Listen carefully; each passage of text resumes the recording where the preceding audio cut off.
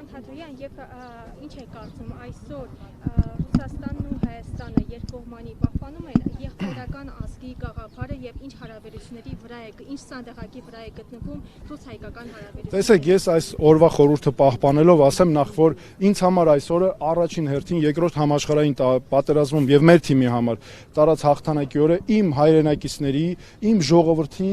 արած մեծագույն ներդրումն է այդ հաղթանակի մեջ, ոչ միայն մարտի դաշտում, այլ թիկունքում։ Մենք երկրորդ համաշխարհային պատերազմի տարիներին ունեցել ենք նաև հզոր նախարարներ, կառավարությունում աշխատող մարդիկ, որոնք պահել են թիկունքը, տանկեր են ստեղծել, զենքեր, զինատեսակներ, հաց են ստեղծել, որպեսզի մենք կարողանանք թիկունքում ուժեղանանք եւ մարտի դաշտում էլ պայքարենք, օրինակ ենք եղել։ Իսկ ինչ վերաբերում է Ռուսաստան-Հայաստան հարաբերություններին, ես ընդհանրապես օրվա խորհուրդը չխախտելով ուղղակի պարզապես ասեմ, որ ռուս-հայ եւ ռուս ժողովուրդների միջև դարավոր բարեկամություն եղել է,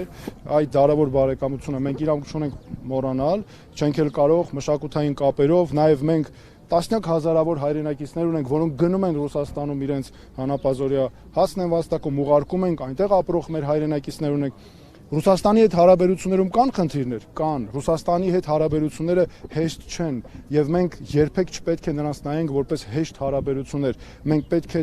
դրանք իրենց բոլոր բարդություններով հասկանանք։ Խնդիրները եղել են այս իշխանության քաղաքականության պատճառով։ Այո, խնդիրները եղել են նրանց պատճառով, բայց ռուսական կողմին էլ մենք հարցեր ունենք։ Հարցեր ունենք, թե օրինակ Արցախում երբ խաղաղապահ զորագունդը կար, մեր հայրենակիցներն այնտեղ էին, ինչու մեր նրանց հույսով էին գնացել, ինչու մեր հայրենակիցները չպաշտպանվեցին, Ջերմուկի հարձակման ժամանակ Սյունիքի, ինչու այդքան ֆորմալ ձևական պատճառաբանություններով Հայաստանին աջակցություն չցուցաբերվեց։ Սրանք հարցեր են, այո, որ ես